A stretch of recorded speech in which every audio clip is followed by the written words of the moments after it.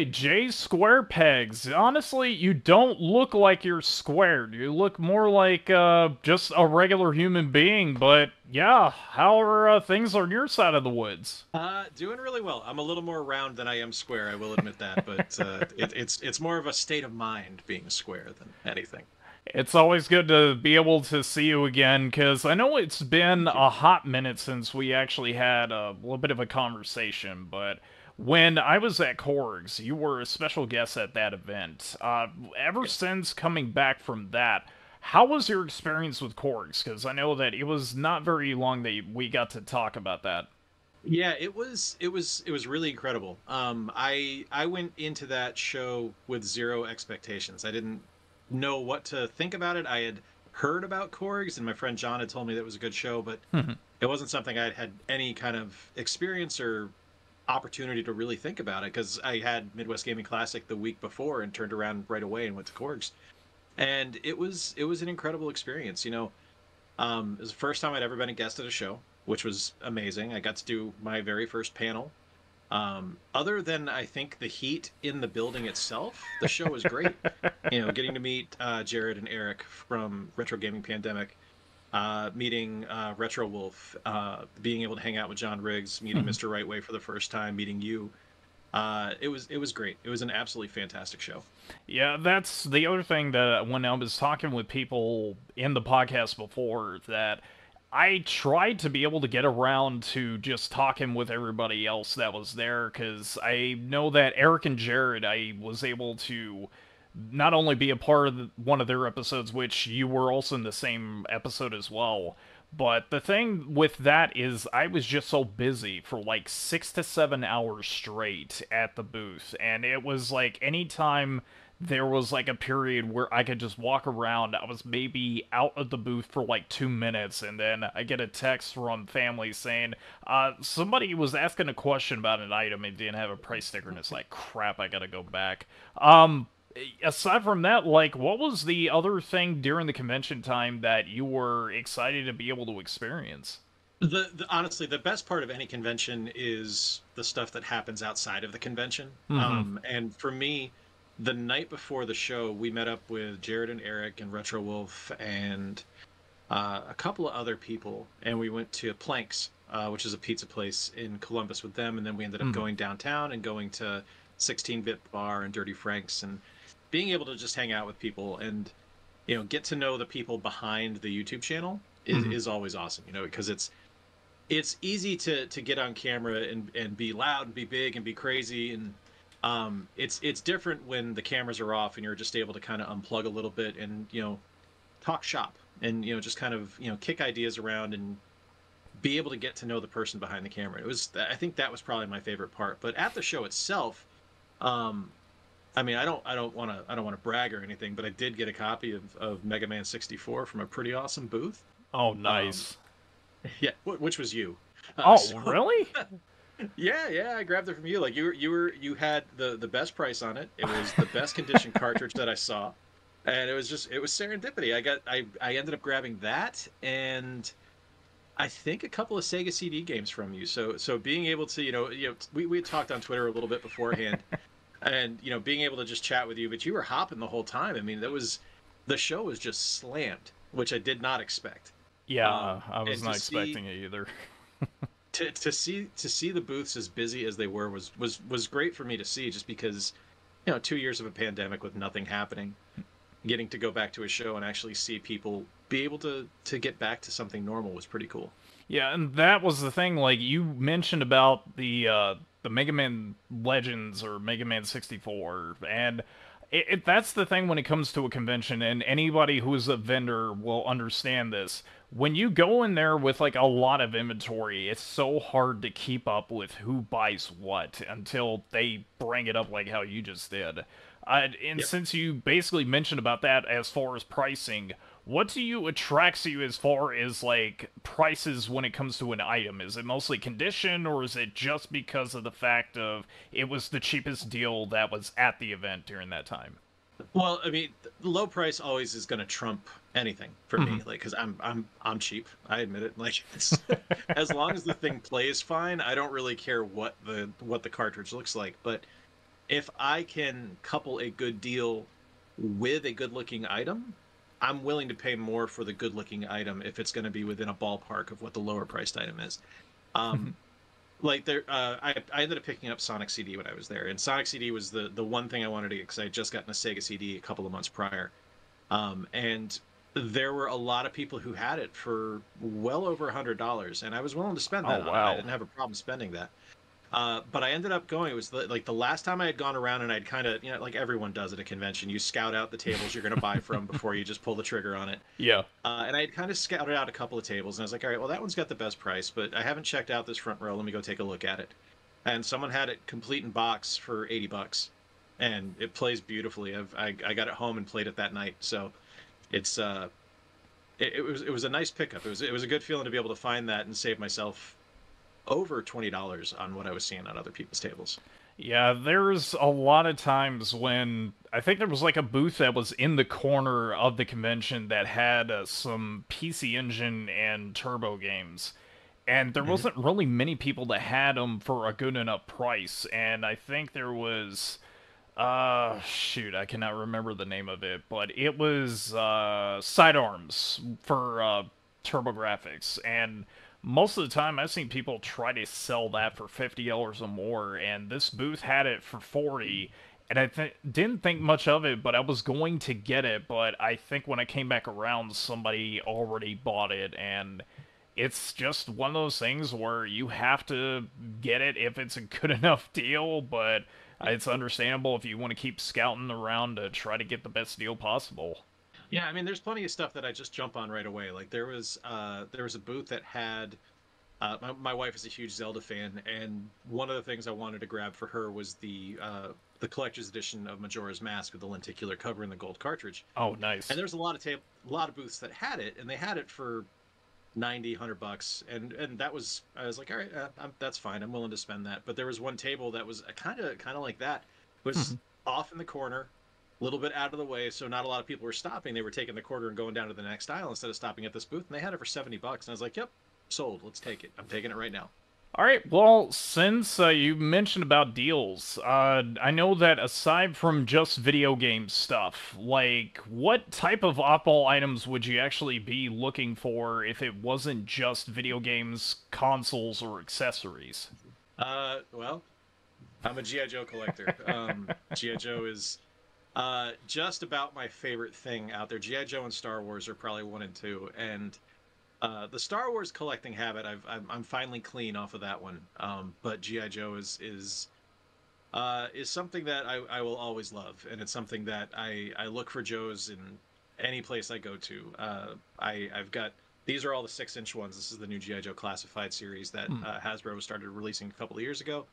But I've got a 3 3/4 army in a bin in the other side of the basement. That's I just don't have the room to set up right now. So GI Joe is the eternal love that I will always go after. But um, I like camera equipment.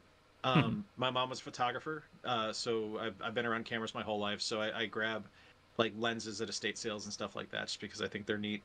Well, that's And something I always look for a lot of the time too, if it's like something cheap enough for video or audio recording. There was one deal I remember getting, which I think was a GoPro set, and it had the chassis that goes to the chest, and then of course the head strap. And I think with the case as well for $70. And I know that wow, usually those holsters are about $30 or more, and the camera itself it usually goes by 70 just by itself. But yeah. since you mentioned about finding stuff at yard sales like that, is it tough for you to be able to find good deals like that, or does it seem like it's just a matter of like the place and the time, and if it's like a rural area that doesn't really get a lot of people looking for specific stuff like that? So I'm in Kalamazoo and here in Michigan. And Kalamazoo is kind of a weird nerd mecca. Like there's a lot of just kind of geek culture here in the city and the surrounding area. So you got to be on your game. Like you got to get up early if you're going to go like specifically for gaming stuff. Gaming stuff sells out almost immediately here. Um, but if I'm if I'm able to, getting to a yard sale, there's usually something you can find. Like, because we do a lot of neighborhood yard sales up here, so you're able to get to places and find something at one of those sales. But the thing that drives me crazy, and this is me originally from Massachusetts, and I also lived in Florida for a long time. Yard sales here in Michigan, they start them on Thursdays Oh, for yes. some reason. Like, who does Thursday yard sales? Like, who has the day off? And that drives me absolutely insane. And I've been here for 6 years. You'd think I'd be used to it by now, but it still just drives me crazy. It's funny that you brought that up too, because I've only been living in Ohio for about 2 years now. And where I was originally from, like, it was always, sometimes they would do it on Fridays, but it's only because people were either off from work or they're moving out. And sometimes it would Yeah. be estate sales. But most of the other time, it's usually 6 o'clock Saturday morning, bright and early, and Yep. sometimes you go to swap meets local of like a shopping center that would be like the parking lot, and those I was used to, but then I got told by family it's like, yeah, there's a lot of them that usually do it on Thursdays, and it's like I've never heard of anybody ever doing that. um Aside from just the things that you mentioned, was there anything else you usually look forward to for those types of little gatherings, or is it just only trying to find the best deals possible?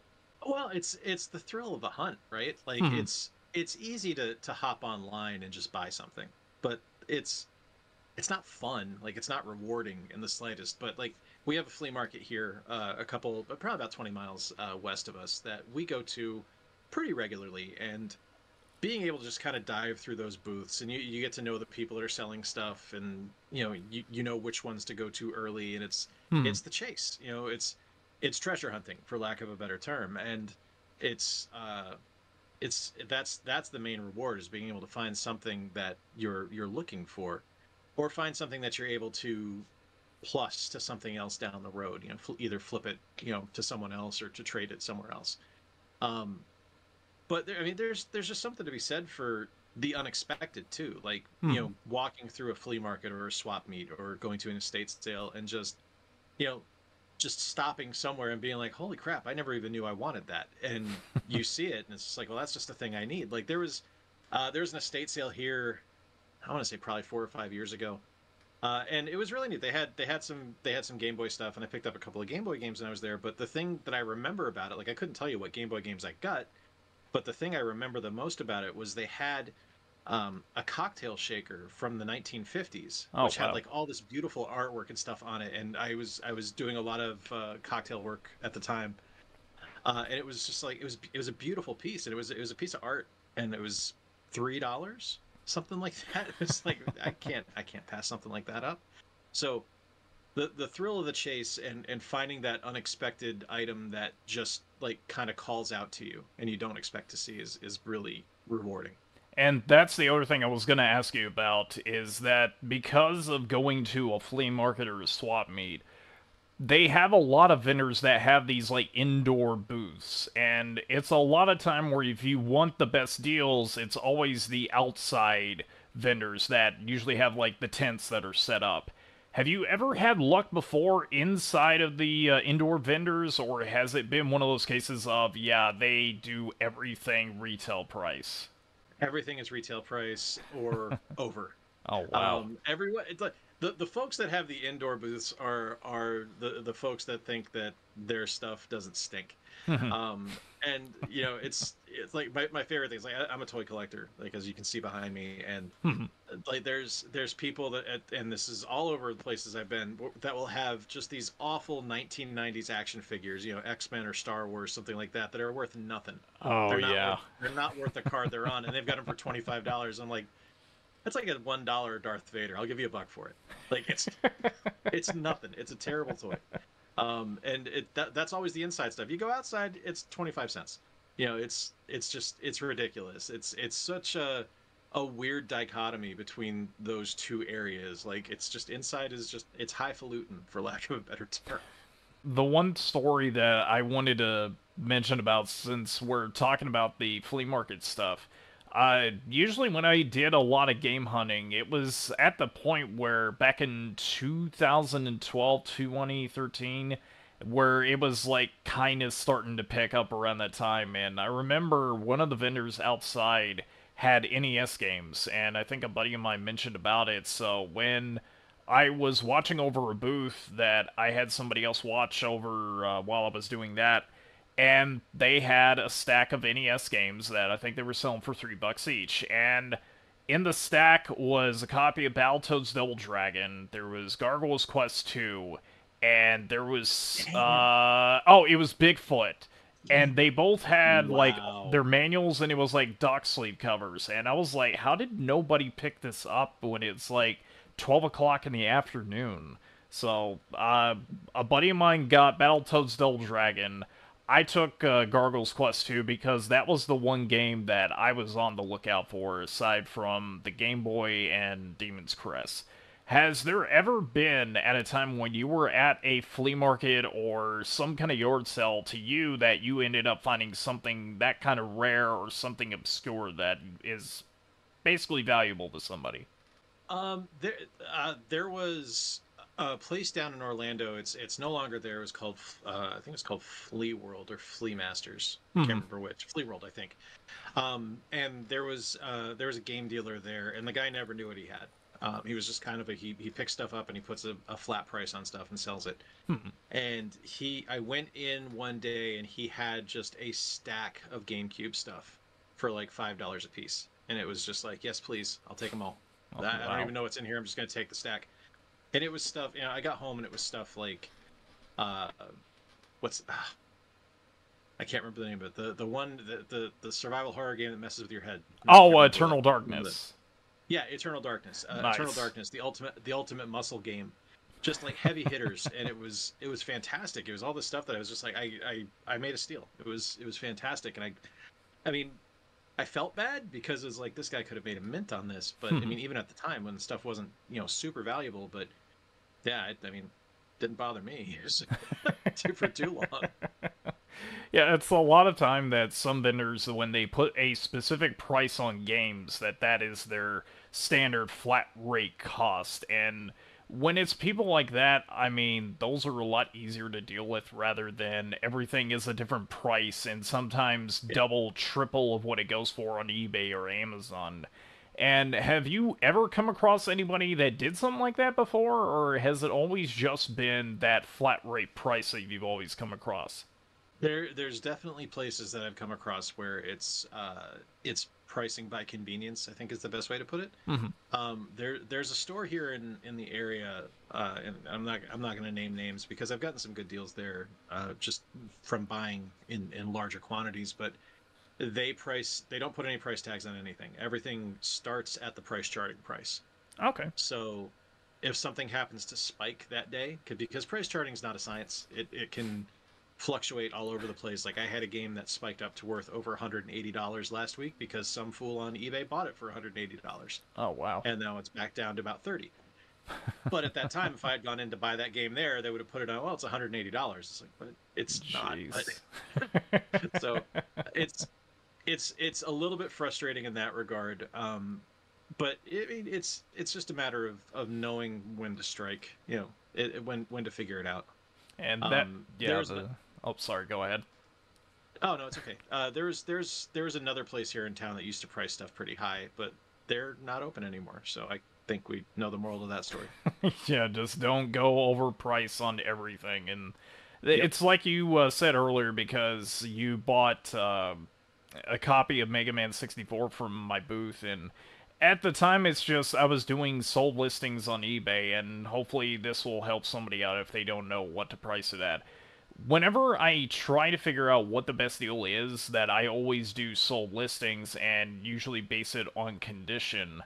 But sometimes somebody will be like, "Hey, if I get something, would you do a bundle deal?" And I do that a lot of the time too, because I like to haggle a lot of the time, because that's like the best part about going in there with a bunch of games you're looking to sell.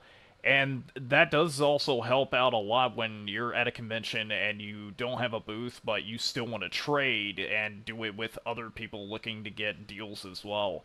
Have you ever done stuff like that before, or has it only just been going up to booths and just buying some stuff to see if you can get a good deal possible? No, it's you absolutely haggle. I mean, you got to haggle. That's. I think everyone at a convention expects it, and if you're not haggling, you're losing money. Um, you just got to go about it the right way. Like if someone has $100 on something, don't offer 30. It's there. It's a negotiation. It's not a hostage situation, right? Like it's something where you know what the fair value of the game, the item is, and if it's a fair price, then you can work with that. And especially if you're buying more than one thing, that's going to open up more opportunity to haggle and get things to a more fair balance. Like you and I actually did that when I picked up Pitfall, the other Sega CD game that I can't remember off the top of my head, and Mega Man. I think it came out to 120, and we haggled down to 110. Like which was perfect. Like that's exactly what it's supposed to be. I think I offered 105. You said, "Can you do 115?" I said, "How about 110?" And we shook hands. That was it.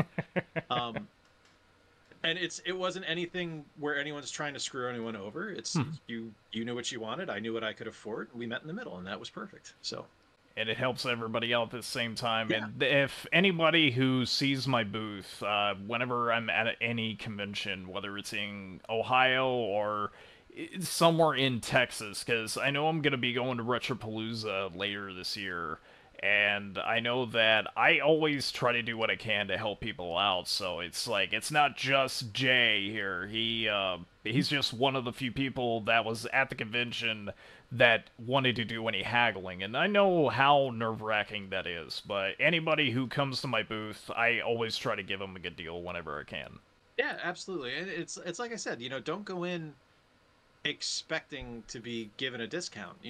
Work towards it. Build a rapport. You don't just walk up to one and say, "Oh, you got this for 50, can I have it for 30?" It's there has to be conversation there. You have to get to know the person you're buying from. They have to get to know the person they're selling to, because it's a real simple rule. Don't be a jerk. Like it's you'll find that if you're kind to people and you're approachable and you talk to them just like a human being, they're going to want to talk to you and they're going to want to work with you. Like I think we've all had interactions with people that just believe their own hype.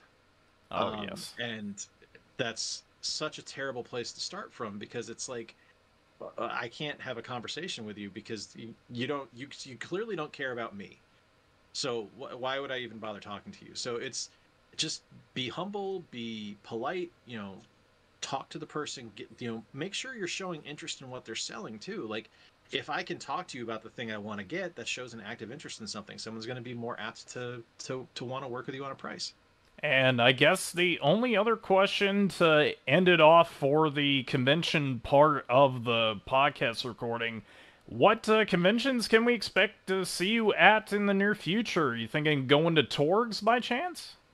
I am going to Torgs. Yes, Oh, I've nice. been talking to Mike, and Mike and I are Mike's a great dude. I've really enjoyed talking to him. I think they've got something special going there. So I'll be doing that, and then the new year. So Midwest Gaming Classic. I've already talked to Gary. I'll be a guest at Korg's again next year. So those are the big three for me right now. Is the just kind of working the Midwest circuit. Uh, there's one at the end of August in South Bend, Indiana, called the Power Up Con, and I'd like to get to that one. I just don't know if it's in the cards right now. I think we might have some family stuff going on that weekend. So Well, hopefully people will be able to expect you there, but yeah, Torgs is going to be a second time for me as a vendor, and honestly, what they've got going on for this year, I think is going to blow like last year out of the water. So I'm excited to be able to be a vendor there, and I know it's going to be cold because it's going to be in November, but that's what you can expect for Ohio and like north weather for that time. I'm looking forward to it. I really loved Columbus when I was there. I Jared and Eric are just unbelievable guys, and I'm really looking forward to seeing them again. I was hoping to get to a Blue Jackets game when I'm there, but they're actually in Finland that Oh, wow. weekend, so not going to be able to go see them play. Unfortunately, I've been a hockey fan my whole life. I used to play, but that's all right. I'm going to get down to the arena, get to the pro shop, pick up a jersey. So that's my big plan. So Hey, it works out in the end. You'll still be able to come with like a souvenir before you go back to the house. But since you Exactly. talked about a little bit of the past as far as like hockey, let's dive more into video gaming wise as far as producing video games. You used to work for EA back in the day, was that correct? That's correct. I started with Electronic Arts in March of 2003. Hmm. I worked at EA Tiburon down in Orlando, Florida, and I was in the QA department. So I started as a temporary QA tester, and I was a project manager by the time I left. Well, I know that a lot of people that usually get to be involved in that type of workplace is that there's sometimes where you have to either know somebody who works there, like it's an uncle that works at Nintendo type of thing, or it's a friend of yours that is also a QA tester. How was it that you got to be able to get some kind of resume in there to be able to get to test games out? Did you have to talk to somebody specific, or was it something like they had a job opening and just needed people to be able to work on these games? They needed bodies and seats, is Oh, really what yeah. it came down to.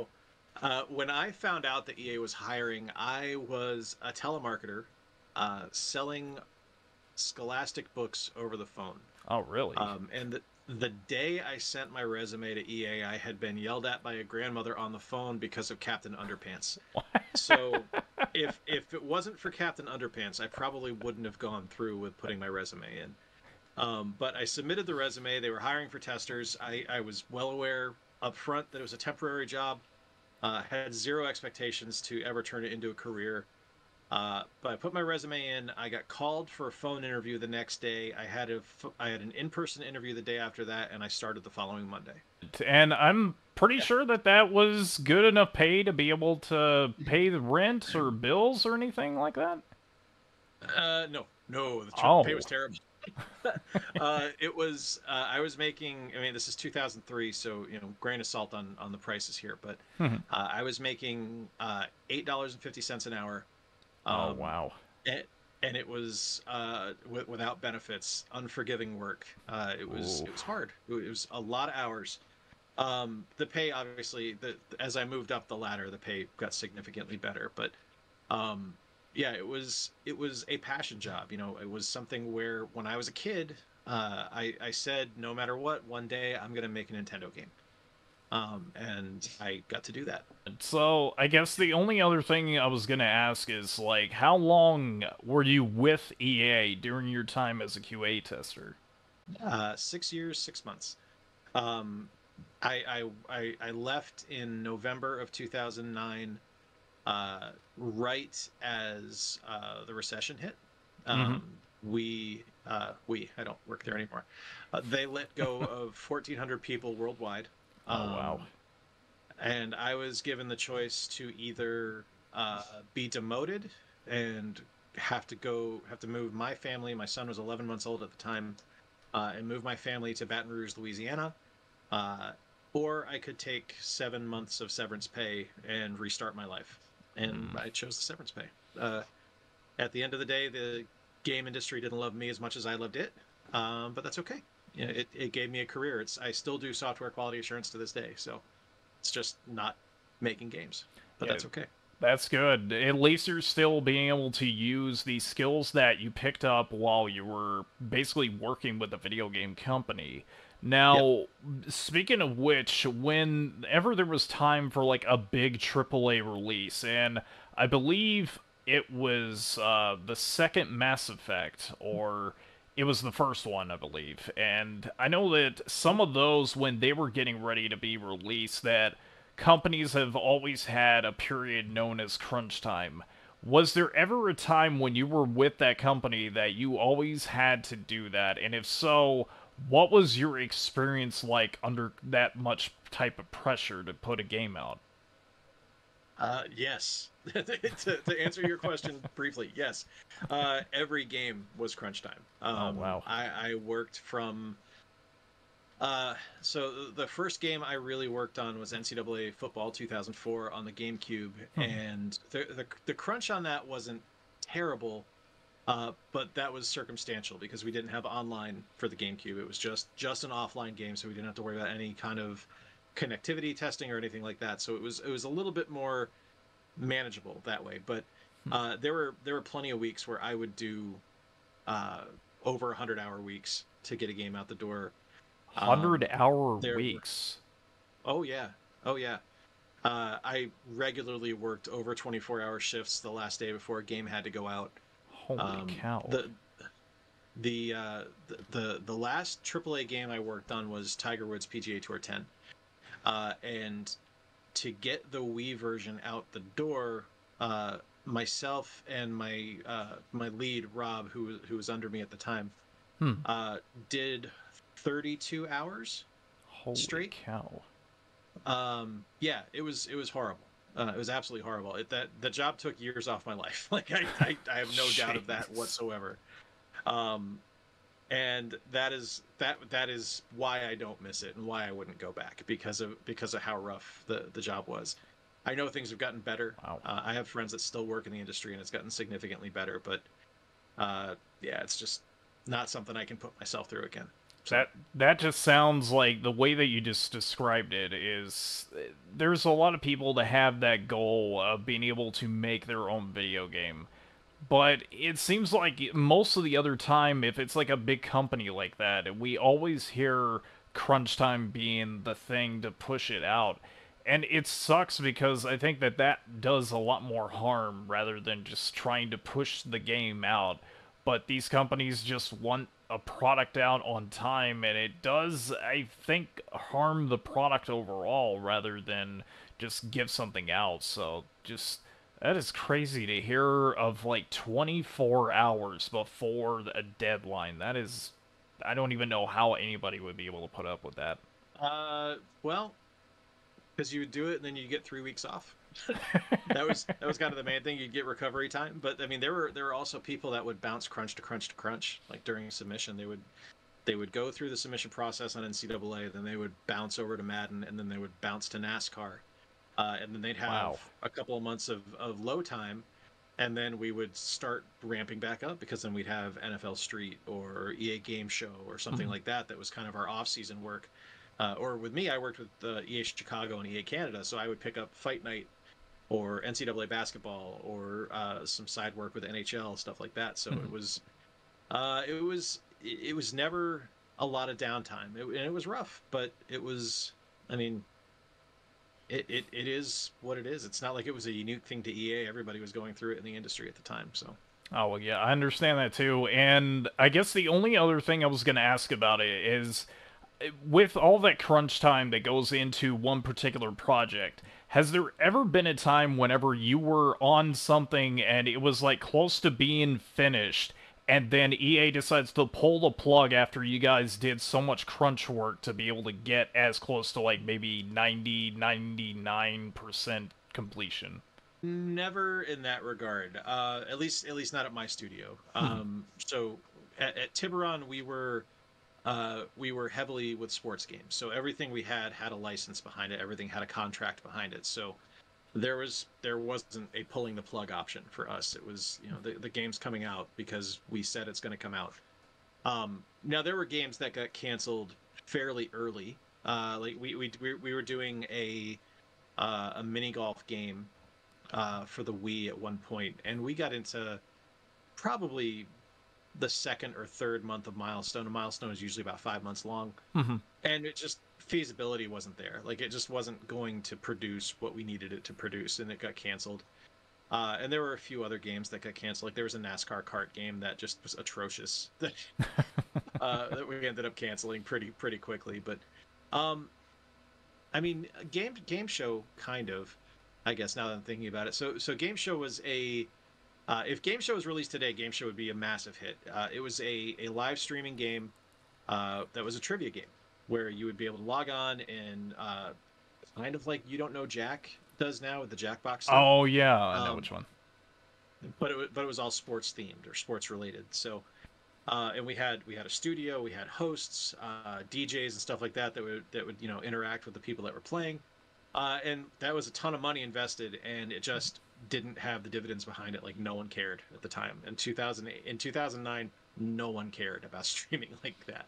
Yeah, it was a new So thing. I was gonna ask, yep, how much do you think that it was pumped in to be able to do a project like that? Like, what rough estimate would you say? that I don't. I have no idea. To be honest with you, it was expensive. I mean, I know they completely remodeled parts of the building to add like these recording booths and recording areas and stuff like that to have broadcasting capabilities. But at the end of the day, it just wasn't something that our studio was prepared to handle, or the company was prepared to handle.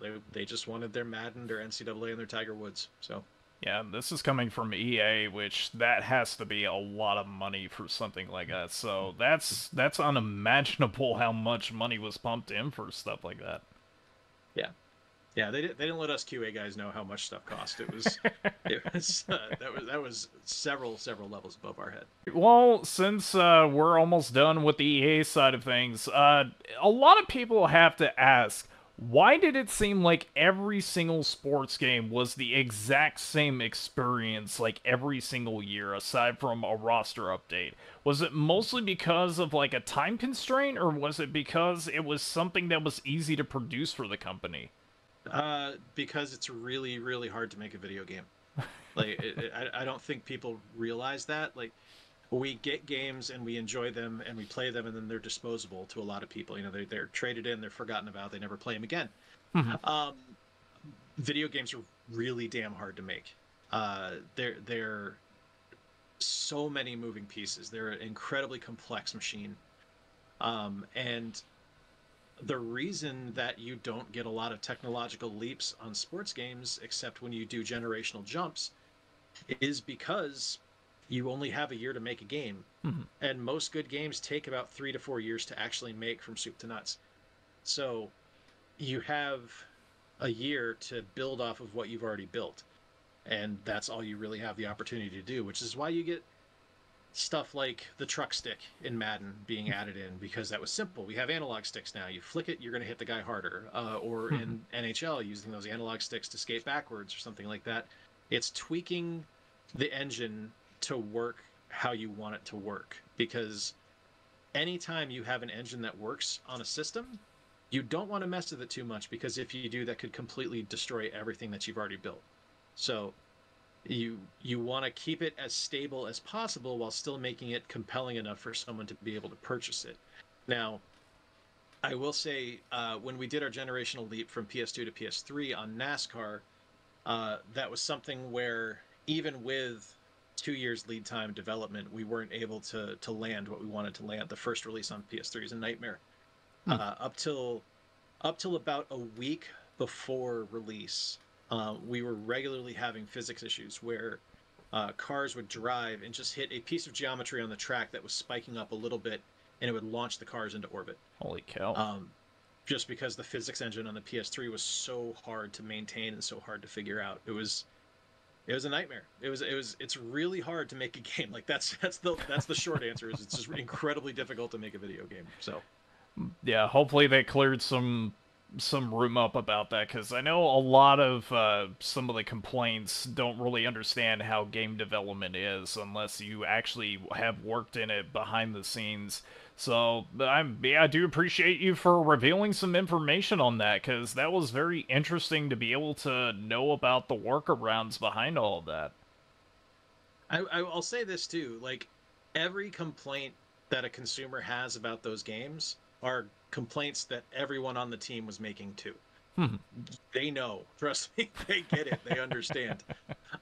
They don't want to be making the same thing year after year after year.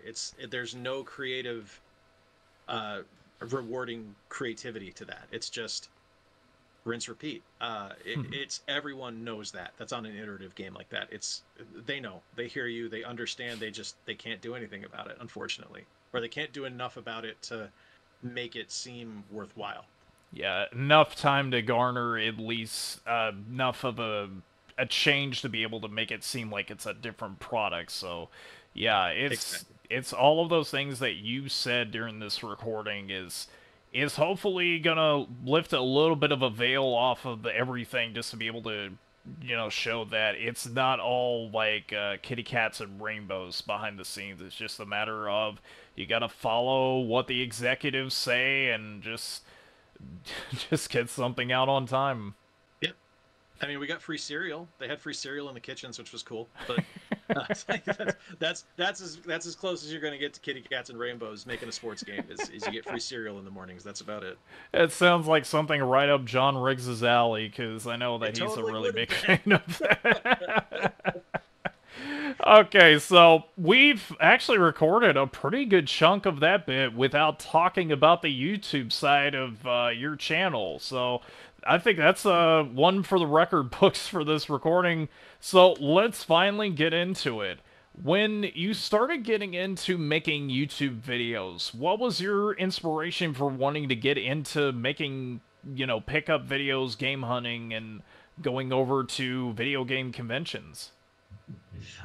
So when I started my channel, like I know specifically the video that made me want to do it. I had been watching Metal Jesus and John Riggs and John Hancock for probably about 2 years before I started my channel in 2019. Hmm. And there was a particular video of, I want to say it was Metal Jesus's video, where he had the whole MJR crew out at like a beach house in Oregon, Oh, and they were yes. all just hanging out and playing video games. And I just went, man, that's awesome. I want to do something like that. I want to go play video games with my friends on the beach. And it, like that was the seed that planted the you should make a YouTube channel. Hmm. Um, and when I started, it's I've been working from home now for 7 years. So well before COVID, well before anything, I've been working from home. I've been a remote worker forever. Hmm. And I found that in 2019, my social skills had started to erode by, being a hermit. I hadn't really spoken to anyone for years. So I just decided, I was like, you know what, if I can talk in front of a camera, which I'm deathly afraid of, or I'm not anymore, which I was deathly afraid of doing. If I can talk in front of a camera, I can do anything. I'll be fine in any social situation. I have severe social anxiety, but if I can do this, I'll be okay. So I recorded my first video, and it looks like I'm being held hostage. I'm just, hi, thank you for watching my channel. I appreciate you being here. It's the worst thing I think I've ever recorded, and uh, I was ready to give up after one. I was like, nope, not for me. I'm done. And for about, geez, I want to say, so I started in September of 2019, and in May of 2020, uh, so after COVID hit, is when I really kind of went, you know what, I don't have anything else to do. Like, I can't go anywhere. I might as well make some videos. I might as well just try this out again. Hmm. I mean, I'd done a few videos kind of sporadically between September and May, but May 2020 is when I really got serious about it. I had gained maybe 100 followers in those 6 months, most of which were family Hmm. or friends. And then talking to John Riggs, over this time I'd become friends with John Riggs. I'd become friends with Chris from the Game Dad Show. Um, Eventually got to be friends with John Hancock, and talking with them, just kind of bouncing ideas off them, really made me want to try again. It really made me want to try to make more videos, and uh, I just kept at it. And ever since then, since May of 2020, it's been at least 2 videos a week, no matter what, even if I'm sick. The only week where I didn't do 2 videos was the week my dog died. Hmm. Um, because sorry, no, she's more important. So it was, um, yeah, it was just wanting to talk about games with people, and be able to hang out with my friends and talk about games, and not really having the opportunity to do so. Like, we moved from Florida to Michigan, and I don't really know, or didn't really know, anyone up here at the time. So this is a chance for me to just kind of talk. And through that, I've made some unbelievable friends, and I'm not afraid of my camera anymore. It's yeah, I'm over 2,500 subscribers and still growing. So we'll see what happens next. And what year was it that you moved up to Michigan from Florida? Was that around 2020 or was that sometime before? That was before that. Okay. We moved from Florida to Michigan in 20. I want to say late 2015. Hmm. So it was about 4 years of of working from home and just kind of getting together with people sporadically up here that really got me to the point where I just wanted to talk to someone about games because no one I know up here plays video games. So or at the time no one I knew played video games, but it was just a want to talk about my favorite hobby, and that's really what brought it on. And aside from just talking about the hobby, what other aspects of making video content do you actually enjoy the most? Is it just the interacting whenever you put a video up and there's comments and just replying to them, or is it just the collaborative efforts with other content creators that you enjoy? Collaboration is huge for me. Like it's Hmm. validating to have people that I respect. You know, getting a shoulder pat from someone you like is always a good thing. But collaboration's huge. I've been able to work with some absolutely remarkable creators in the few years I've been doing this, and I think that's really high up there for me. But my favorite thing about any video is doing voiceover. I'm a voice actor. I do that on the side. I love doing voiceover work, and being able to sit and use my voice and talk about things I like is probably like the most important thing to me because I talk a lot in my videos. I use 500 words when 100 words would do just fine, just because I like to talk and I like to expound upon things that I enjoy. My friend Aldo has said that it's like my videos are like watching or sitting at a campfire talking with someone about video games because I get excited about things and because I tend to ramble and like I'm doing right now, in fact, and I just like to get into the things I love. So that was one of the biggest compliments I've ever gotten was Aldo telling me that it was awesome. Excellent. So, I guess the only other thing I was going to ask you is that, aside from all of the videos you put up on your channel right now, what is the type of content you would like to dive into more, or just some untapped category that you would like to make a video on, but you haven't touched on it yet? I would like to do more hardware mod stuff. Hmm. I've done one hardware mod video on my channel, and I loved doing it. I just don't have the skill set, so it's something that I need to learn more about, like soldering and stuff like that. Because the one I did didn't require any soldering; it was just taking some screws out and plugging in some ribbon cables in the GameCube. But I would love to do more of that because I think that's not only entertaining to watch someone like me kind of bumble through it and just talk incessantly as I'm doing it, but it can also help someone learn how to do it themselves. So it Hmm. crosses those two bridges of both being moderately educational and moderately entertaining, I guess. um, the only other thing that I think I would really like to do is I've kind of managed to pigeonhole myself into talking almost exclusively about Switch material on the Hmm. channel for modern stuff, which is fine. I mean, the Switch is my favorite current gen console, and I love talking about it. But I mean, I've got a Series X and I've got a PS5 that I don't do a whole lot with, just because.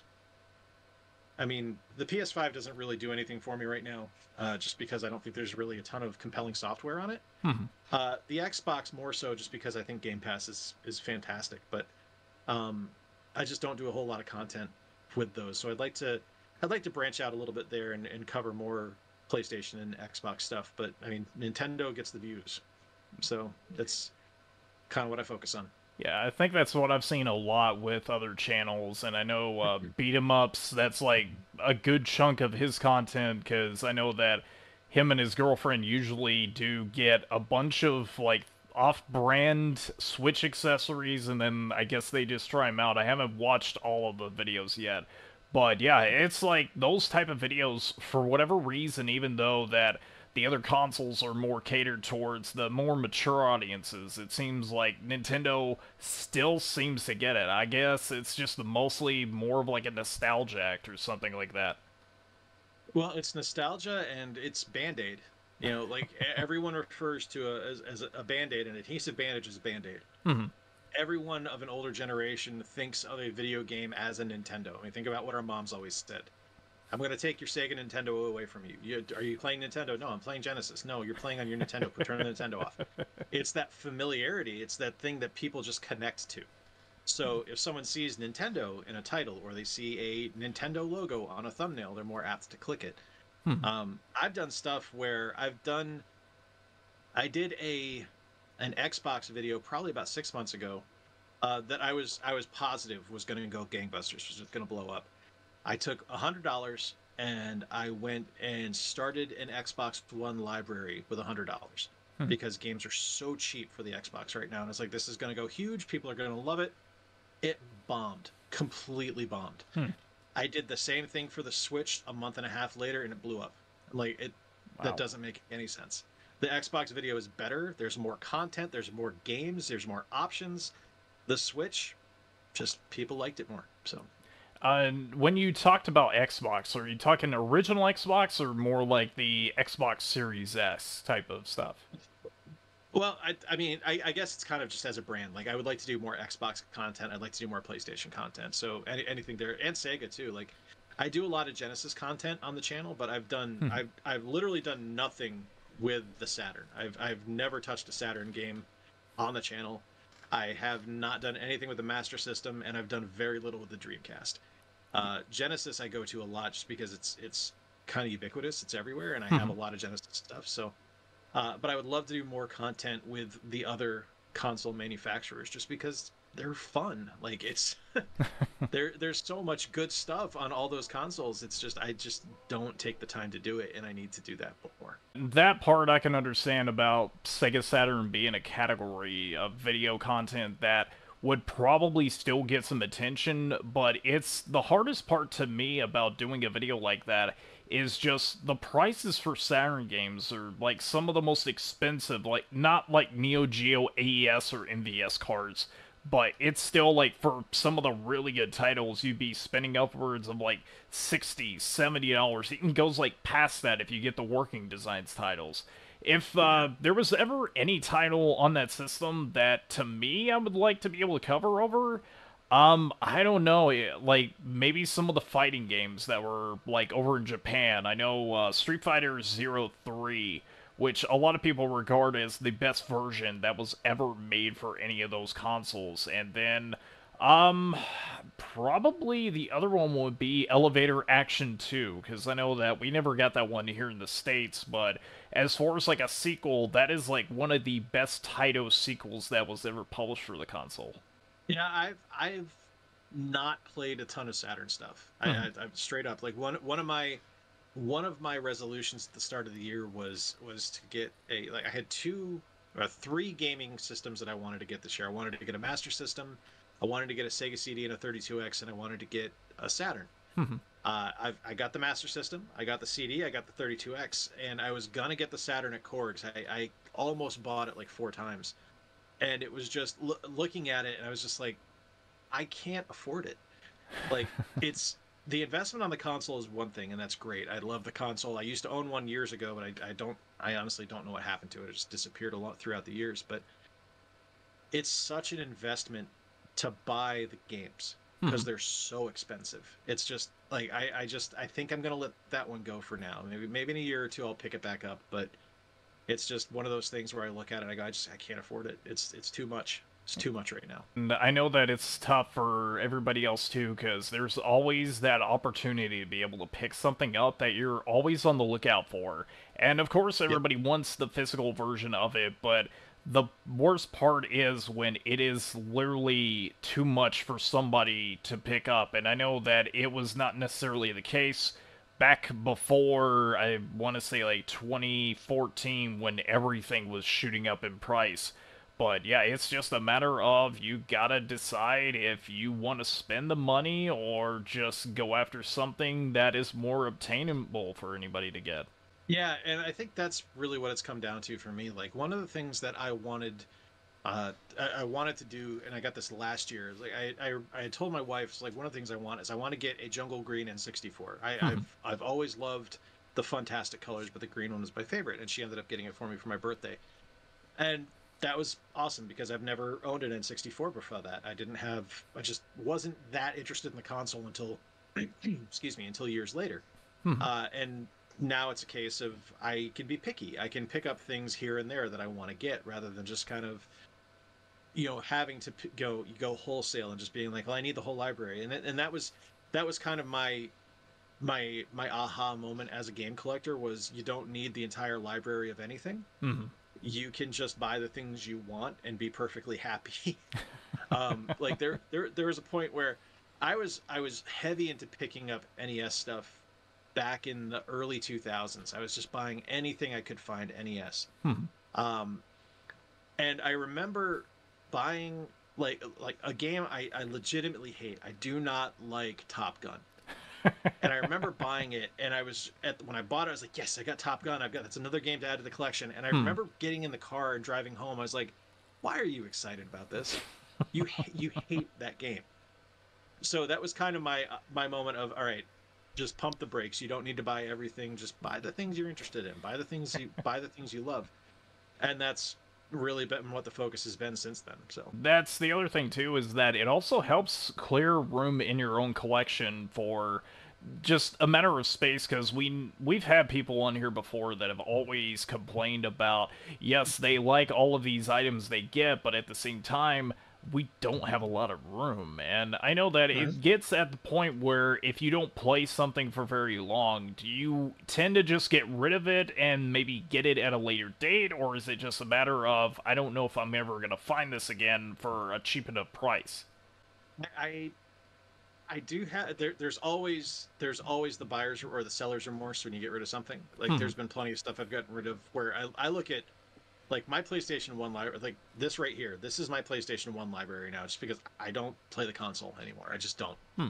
Um, and it was a case of I had probably about 300 PlayStation 1 games at one point, Oh, wow. and heavy hitters, like big stuff. And I look at it now and I go, if I'd have waited 5 years to sell those, I could have made probably $20,000 on it.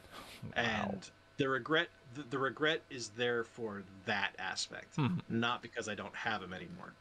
Because it's just stuff at the end of the day. And the stuff I have is the stuff I want to have, as opposed to a compulsion to have. Like I would rather have the things that I care about than just things that are going to take up space. And that's a life lesson that I think a lot more collectors I'm seeing happen more often now, especially with Billy and Jay when they were working on the Game Chasers movie. I know that they had to sell some things out of their collection because they wanted to use that money to help fund the movie production itself. And I think that that's important because most of the time it's just media that we're either going to play or not play. But if it comes down to it, some people are just going to take the money and just stick to emulators. And at the end of the Yeah. day, it's just a hobby, and you gotta choose one or the other at times. Yeah, I mean, if it is something where it's just a hobby for you, then make it a hobby. Make it fun. Don't make it a chore. If it's a lifestyle, then that's a discussion you need to have with yourself.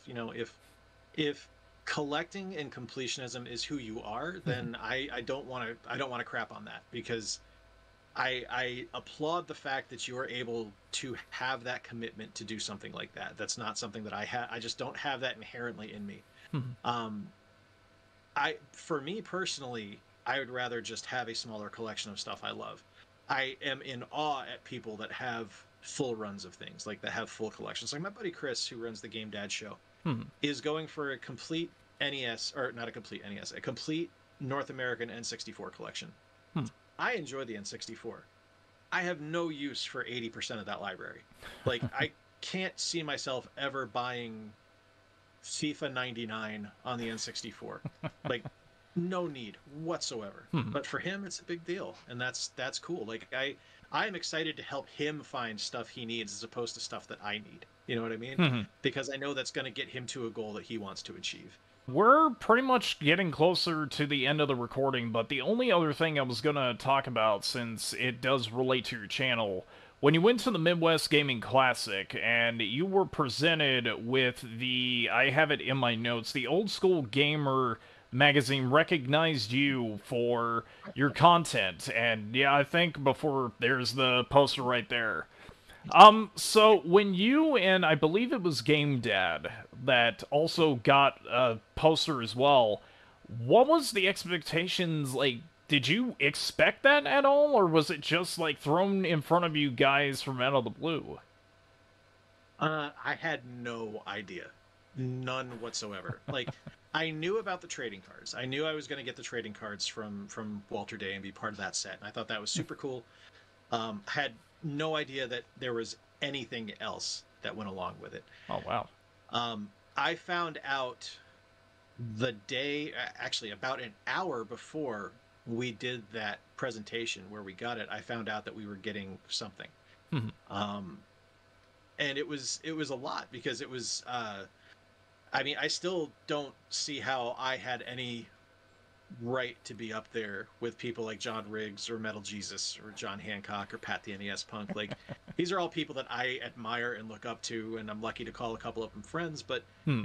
I don't think my channel's deserving of any kind of recognition in front of those guys. And at the time, it was hard for me to kind of wrap my head around it. It put me in a weird headspace. Like, as I've gone on, I appreciate significantly what happened, because it was it's legitimately one of the coolest things that's ever happened to me. Like, I've never won an award for anything like that before. Um, and for people to recognize me, and for Todd who put the award together, and kind of spearheaded the whole thing, to pick me out and be one of the people that deserved it was a huge honor. And yeah, I mean, it was super cool. It's still weird, but really cool. Like, um, I found out about that award and that I was on the Korg's banner at the exact same time. Oh wow. Uh, and it was funny because I was up on the show floor, just kind of walking around, just meandering. And Chris and my son Victor find me, and they're like, "Dad, have you seen the poster yet?" And I was like, "What the hell are you guys talking about?" They're like, "Okay, you need to come with us." And Chris filmed my reaction seeing my face on a poster for the first time. Like, I had no idea that was happening. Wow. It was a really overwhelming like hour and a half for me. um, but it's truly one of the biggest honors I've ever had, and yeah, I'm stoked. I've got a stack of trading cards that I don't know what the hell to do with, but eventually I'll sign for people and they'll be able to take them. But it's yeah, it was an incredibly rewarding experience, and just super super awesome for Old School Gamer and for the Walter Day folks to recognize me. It was really amazing. Yeah, I think the Old School Gamer magazine people were actually by the booth around Torgs last year, and that was the first year that I was doing YouTube content again, but I didn't realize that they did stuff like that before. Have you ever experienced anybody else who was a content creator get that type of accomplishment, or was it just only a matter of you only saw you guys at that event get one?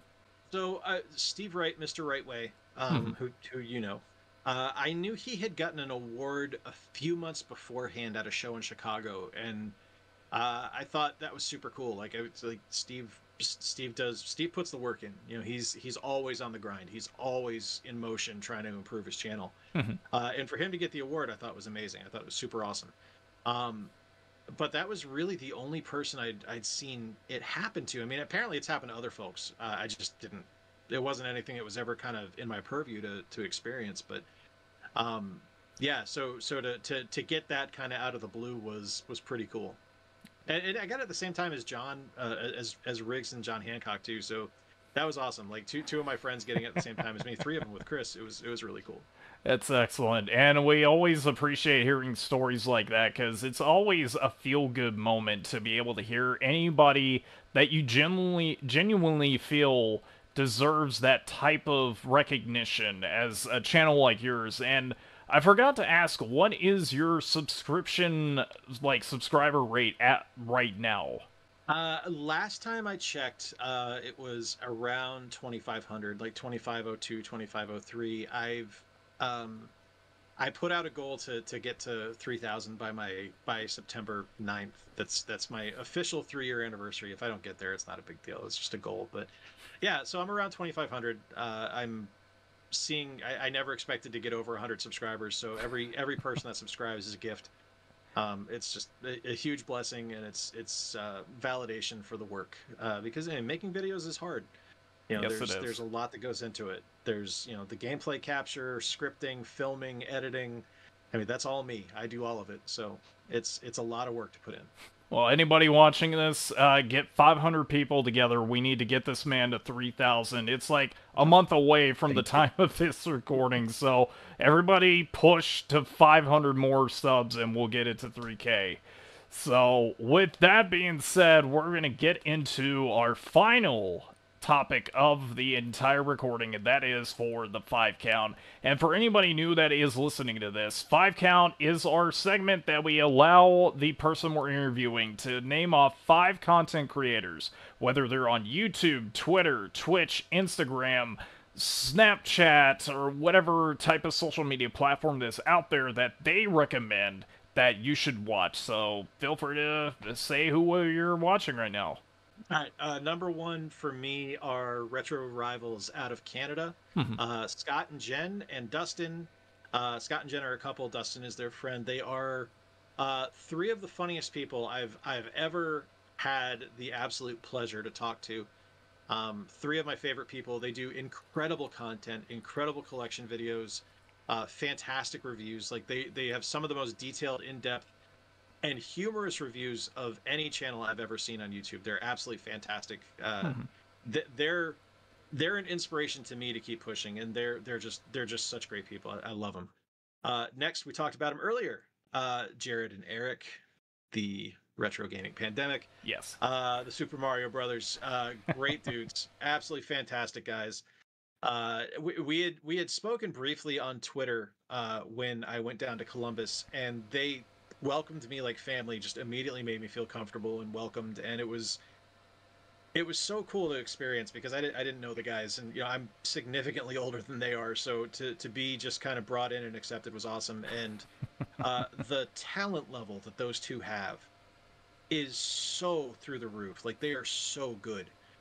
Just the art that goes into their work is amazing. Like they do stuff. Their editing is just top tier, just fantastic. And the fact that Uh, one of them can eat a hot dog with a piece of lettuce wrapped around it is quite the talent. I don't know of anybody that does that in public. I mean, I don't know. Like there's a question mark there. Like I'm proud of him for keeping on ketosis and keeping with it. He's still doing lettuce wraps, but I don't know if I would have done a hot dog. That's I was present for that one. That was a lot to take in. That was a lot to take in. Everybody dogging him on about that too, but that's Oh, one it that I was don't think anyone's gonna let him down fantastic.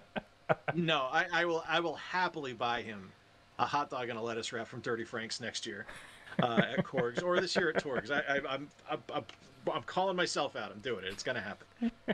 All right. Let's see. Number three creator for me. All right. I will call these guys out. It's gonna be a little bit weird, but just follow me on this one. It is the Norwalk Public Library out of Norwalk, Connecticut. Oh, I don't live in really? Connecticut. No one I know lives in Connecticut.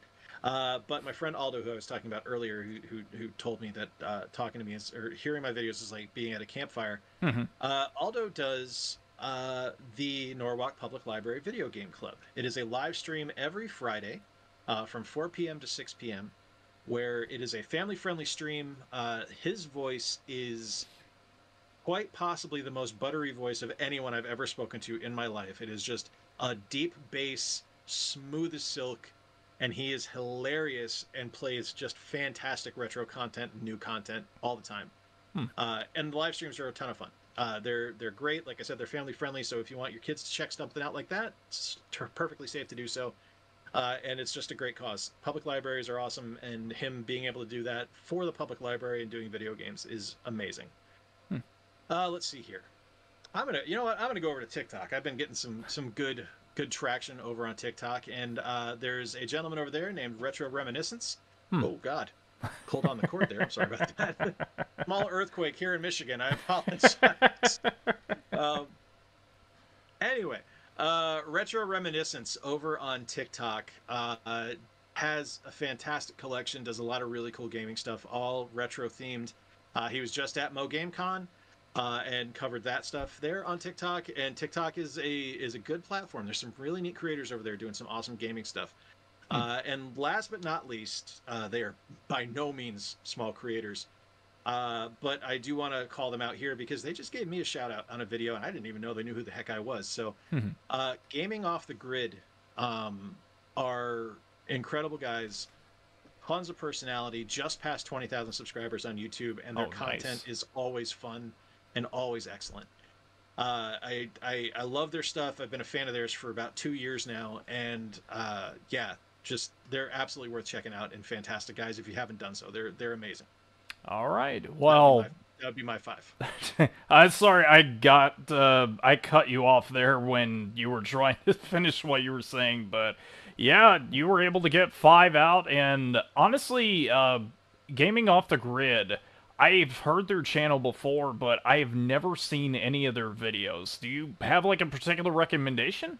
Uh, you know what? Honestly, and this is going to sound like I'm saying it just because it's the one they featured me in, but Mhm. the most recent video is their July recap, and that is going to get you the ultimate idea of what these guys do. Uh, they start each video with a beer. They tell you about what beer they're having. They go through their channel of the month. They go through comments of the month. Mhm. What their game of the month was, the one they were playing the most. Some viewer Q&A, and then at the end they actually give a review of the drink they had and walk you through it.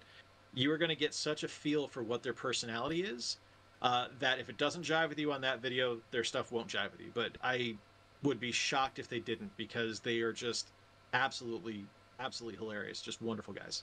And that's the type of content that we always look out for, because I always like to have very unique people on the show a lot of the time, and that's the one thing that whenever we do the 5 count for these segments, we always get good recommendations. So you've given me some more content to watch on top of the backlog of video stuff that I gotta watch now. So, big thank you, Squarepegs, for coming on. This was an honor to be able to get you on finally, and hopefully by the next year we'll have to do some kind of recap to see how things have been since we did this recording. I would love to. Thank you so much for having me on. I truly appreciate it. Yeah, this a huge honor for me. Thank you so much. All right, and I guess we're gonna pretty much end it. So once again, thank you for coming on to the show. This was awesome to be able to do this with you. Thank you so much.